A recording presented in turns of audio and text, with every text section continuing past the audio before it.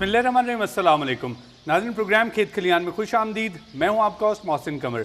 नाज़रीन, प्रोग्राम खेत खलियान सच टीवी और PRC की मुश्तरका पेशकश है। इस प्रोग्राम में हम ज़राअत के मुख्तलिफ शोबों पर बात करते हैं, लेकिन आज का प्रोग्राम थोड़ा सा मुख्तलिफ नोयत का है।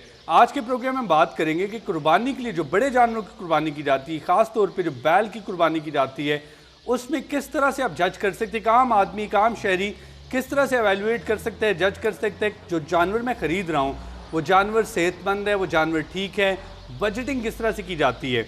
इसके लिए प्रोग्राम में हमारे साथ बहुत ही मुअज़्ज़ज़ मेहमान शरीक हैं। आपका ताल्लुक NARC से है और आप लाइफ स्टॉक रिसर्च स्टेशन को देख रहे हैं। अस्सलाम वालेकुम सर। वालेकुम अस्सलाम।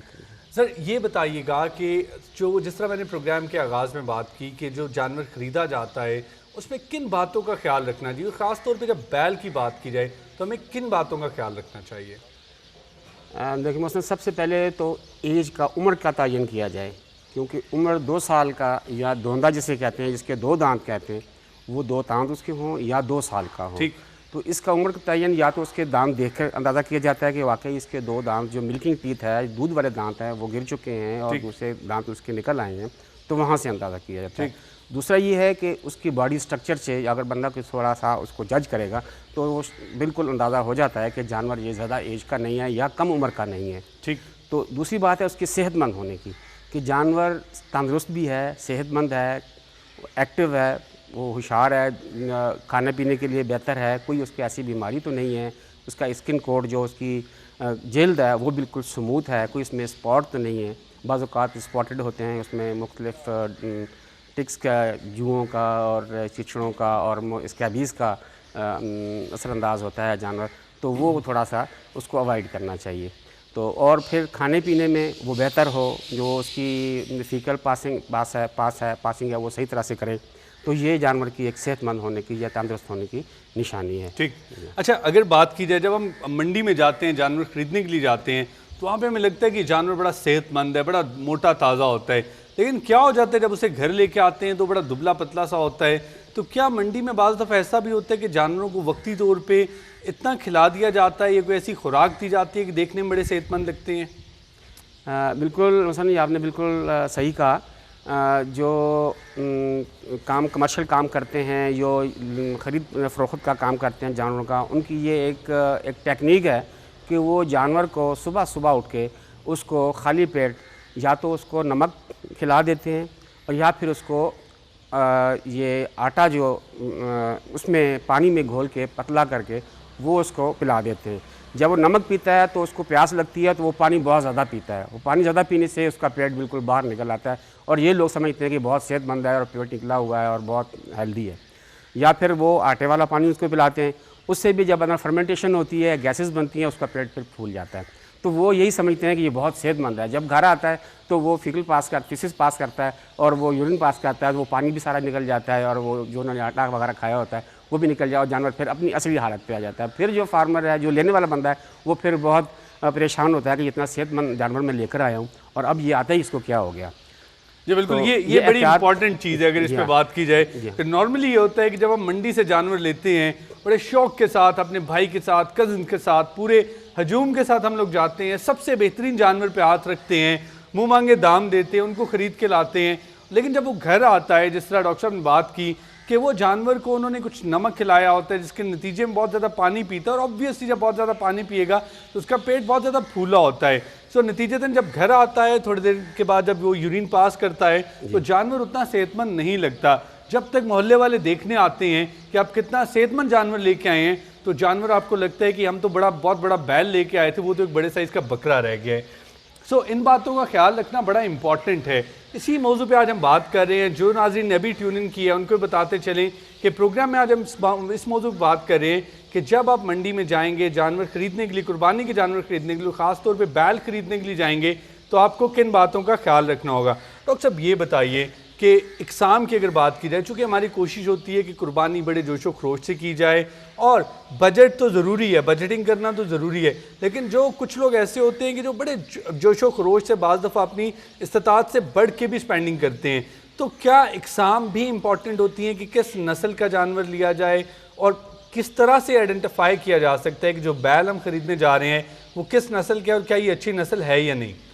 देखें जी, कुर्बानी में तो सेहतमंद देखा जाता है और नस्ल पे भी ज़्यादा मुनहसर होता है कि ज़्यादातर लोग जो हैं वो साहिवाल का बैल खूबसूरत होता है, जो बहुत ही उसकी हम्प है जो उसके ऊपर एक बनी होती है सर के कंधों के ऊपर, उसको बहुत वो पसंद करते हैं कि इसकी कोहान थोड़ी सी बड़ी हो और इसकी जो स्किन है बहुत स्मूथ हो और उसमें ज़्यादातर बॉडी स्ट्रक्चर उसकी बहुत एक फरबा किस्म की बॉडी हो ताकि हड्डियाँ कोई ना निकली हों। ज़्यादातर लोग वही पसंद करते हैं, या तो हमारे लोकल धनी ब्रीड के जानवर हैं, धनी नस्ल के, या फिर साहिवाल के पसंद करते हैं। यही ज़्यादातर लोग पसंद करते हैं और ये जानवर एक कम्पैक्ट बॉडी के होते हैं और बड़े खूबसूरत जानवर होते हैं, तो लोग ज़्यादातर इन्हीं को पसंद करते हैं। सही। साहिवाल नस्ल एक ऐसी नस्ल है जो कि बहुत पसंद की जाती है। साहिवाल नस्ल ऐसी नस्ल है जिसकी जो आप कोहान देखते हैं, जो जानवर की बैल के ऊपर कोहान होती है वो निकली हुई होती है। हम आपको जानवर भी दिखाएंगे साहिवाल नस्ल का जो जानवर होता है वो देखने में कैसा होता है ताकि आप जाके पहचान कर सके। बजटिंग की बात की जाए, बजटिंग इज़ वेरी इंपॉर्टेंट। अगर बजटिंग की बात की जाए तो बजटिंग कैसे की जाए? अगर बैल खरीदने जा रहे हैं तो बजटिंग कैसे की जाए कि अगर जो जानवर, एक तो ये कि एक तो आपका अपना बजट होता है कि जी मैं 60,000 का जानवर लेना चाहता हूँ, 1 लाख का जानवर लेना चाहता हूँ, लेकिन उसके साथ साथ जो जानवर हम खरीदने जा रहे हैं, क्या वो जो पैसे मांग रहा है, वो जो मंडी में व्यापारी उसके पैसे मांग रहा है, क्या वो उसके अगेंस्ट उसकी कीमत सही है या नहीं? सो जो प्राइस एवेल्युएशन है वो किस तरह से की जा सकती है? आपने मसलन बड़ा अच्छा ये क्वेश्चन है कि सबसे ज़्यादा अहम जो बात है वो है रकम की लेन देन। ठीक। फार्मर तो कहता है कि मुझे ज़्यादा से ज़्यादा पैसे मिले, वो एक जानवर का आपसे लाख रुपए भी मांगेगा लेकिन वो इतने का है नहीं। जब उसकी बॉडी को आप असेस करेंगे, एक अंदाज़ा करेंगे, अगर मोस्टली जो ईद के लिए जो जानवर परचेज खरीद किया जाता है उसका 180 रुपये से लेके 200 रुपये तक उसका जो रेट है वो एक जहन में होना चाहिए पर केजी लाइव वेट के हिसाब से। या अगर उसका अंदाज़ा आप करें कि ये 400 केजी का है या ये 300 केजी का है, उससे मल्टीप्लाई 180 या 200, बहुत अच्छा बहुत एलीट क्लास का जानवर है तो 200 से इसको मल्टीप्लाई कर लें, तो ये आपकी एक असेसमेंट होगी, बेहतर असेसमेंट होगी। उसमें अगर कैलकुलेशन करें तो उसमें अगर आता है तो रेंज में है तो वो आप वो परचेज़ करें। जानवर जो फार्मर है वो तो बहुत मुँह मांगे दाम मांगता है, लाख रुपये भी मांगेगा, ज़्यादा भी मांगेगा।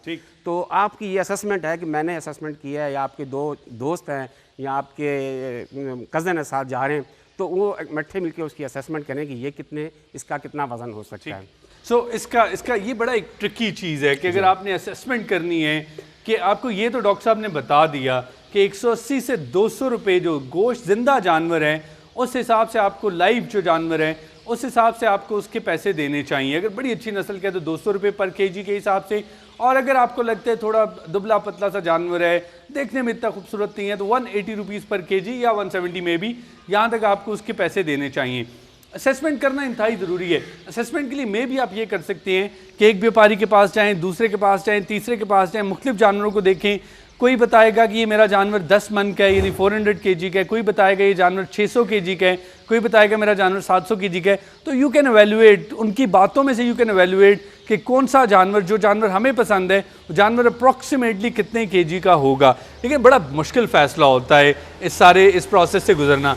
लेकिन बजटिंग तो, जो कि ठीक है कि बजटिंग एक बड़ी इंपॉर्टेंट चीज़ है, लेकिन उसके साथ साथ ये चीज़ इंतहाई ज़रूरी है कि आप सेहतमंद जानवर घर लेके आएँ। जिस तरह प्रोग्राम के आगाज़ में आपने बताया कि क्या वो ऐसी छोटी छोटी चीज़ें हैं जिनको हम एवेल्युएट कर सकते हैं, जिनको हम देख सकते हैं, आइडेंटिफाई कर सकते हैं जानवर सेहतमंद है या नहीं।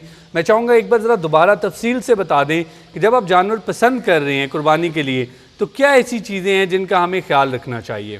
देखिए, सेहतमंद जानवर सबसे पहले ये है कि वो उसके जो नॉस्ट्रल हैं वो मॉइस्ट होंगे, वो गीले होंगे, वहाँ पे थोड़ा सा पसीना आ रहा होगा, जो बीमार होगा वो बिल्कुल ड्राई होगा। फिर जब वो स्टैंडिंग पोजीशन में होगा तो उसने चारों पाँव पे वज़न बराबर देकर खड़ा होगा। ये नहीं होगा कि 3 टांग पे दिया हुआ है, एक उठा के खड़ा हुआ है। तो अगर ऐसा है तो समझें कि कोई मसला इसको है, मतलब कि इसमें कोई प्रॉब्लम है, किसी किस्म की कोई सेहतमंद नहीं है। दूसरा ये है कि उसकी जो स्किन कोट है वो आपकी बिल्कुल स्मूथ होनी चाहिए, रफ स्किन कोट नहीं होनी चाहिए, बिल्कुल स्मूथ और शाइनिंग उसकी स्किन जो है, उसकी खाल की जो है वो होनी चाहिए। तो बंदा ये इससे पहचानता है कि ये जानवर, और फिर होशियार हो, मतलब उसको पकड़ने से वो थोड़ा अलर्ट है, बिल्कुल ये नहीं कि भी वो मुँह लटकाए हुए खड़ा हुआ है और कान उसके बिल्कुल लटके हुए नहीं है, बिल्कुल उसमें एक अच्छी पोजीशन में है। तो लटके हुए कान भी, ये भी एक उसकी बीमारी की एक अलामतों में एक अलामत शामिल की जाती है। तो इस तरह से सही। बड़ी बेसिक चीज़ें बताइए। सबसे इम्पॉर्टेंट है कि जो जानवर आप देखें कि वो अलर्ट कितना है, वो जब खड़ा होता है तो अपनी चारों टांगों पे वजन डाल रहा है। स्किन से आप अंदाज़ा लगा सकते हैं, स्किन बड़ी स्मूथ होनी चाहिए, स्किन ऐसी नहीं हो कि जो ख़राब हो, जिसके ऊपर आपको डिफरेंट किस्म के पेस्टिसाइड नज़र आ रहे हैं, जो कि इस बात की अलामत है कि शायद ये जानवर बीमार हो सकता है।